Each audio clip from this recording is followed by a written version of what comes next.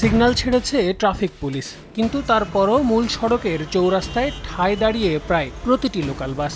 এতে আশপাশে থেমে যাচ্ছে অন্যান্য যানবাহন। রাস্তার মধ্যে দাঁড়িয়ে যাত্রী নেওয়ার অসুস্থ প্রতিযোগিতার এমন দৃশ্য চোখে পড়ে রাজধানীর প্রায় প্রতিটি সড়কে। বুয়েটের অ্যাক্সিডেন্ট রিসার্চ ইনস্টিটিউটের গবেষণা প্রতিবেদন বলছে, রাজধানীতে যানজটের কারণে প্রতিদিন নষ্ট হচ্ছে প্রায় ৮২ লাখ কর্মঘণ্টা। আর এমন যানজটের অন্যতম কারণ যত্রতত্র বাস থামিয়ে যাত্রী ওঠানামা।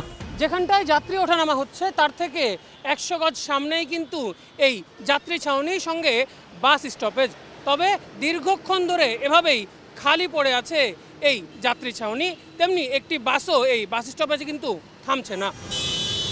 দুই সিটিতে মোট ১২০টি বাস স্টপেজ নির্ধারণ করে দিয়েছে ট্রাফিক বিভাগ। তারপরও নির্ধারিত স্থানে বাস না থামার কারণ জানতে গেলে কেবলই অভিযোগের কাদা ছোড়াছুড়ি যাত্রী আর পরিবহন শ্রমিকদের।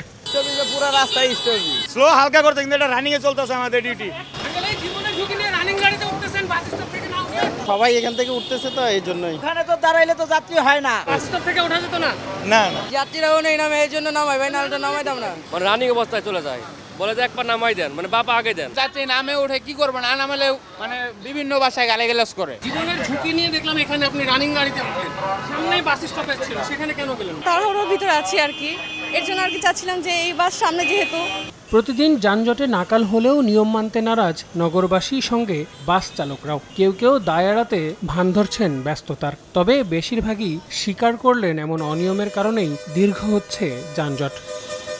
তাড়াহুড়া আমাদেরকে আর আসলে এই জায়গাতে নিয়ে যায়। জাম নাই তো, জাম নাই, কোচ আমরা রাস্তা ক্লিয়ার জাম নাই। যাত্রী যদি স্টপেজে দাঁড়াতো তাহলে আমিও যাই স্টপেজে দাঁড়াইতাম। দোষ তো দুজনারই, এখন কিছু করার নেই, এখন এইভাবে চলে আসছে। এর থেকে বেরিয়ে আসতে নিয়ম নীতির তোয়াক্কা না করা, পরিবহন সংশ্লিষ্টদের জরিমানার মাধ্যমে জবাবদিহিতার মধ্যে এনে আইন প্রয়োগ এবং বাস্তবায়ন নিশ্চিত করার পরামর্শ বিশেষজ্ঞদের। জাংশন থেকে ৫০ মিটারের মধ্যে সমস্ত যদি আমি আইডলিং, এই যে পার্কিংয়ের কথা বলছি, লোডিং আনলোডিং যদি বন্ধ করতে পারি, তখন দেখা যাবে যাত্রীরাও কিন্তু জাংশনে থামতে চাবে না। এখন জাংশনে নামতে চাই এই কারণে যে নেমেই কিন্তু তারা সেকেন্ডারি মোড পেয়ে যাচ্ছে। এই জায়গাটা আসলে আমার পরিকল্পনা ওইভাবেই লাগবে যেন জাংশনটা আমরা ক্লিয়ার রাখতে পারি।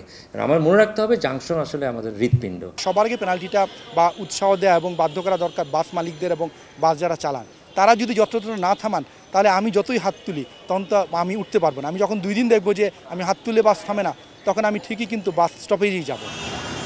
সড়কে যানবাহনের গতি ফিরিয়ে জনসাধারণের ভোগান্তি কমাতে গণপরিবহনকে সরকারি উদ্যোগে একক কোম্পানির আওতায় আনার আহ্বান খাত সংশ্লিষ্টদের। আল আমিন তুষার, সময় সংবাদ, ঢাকা।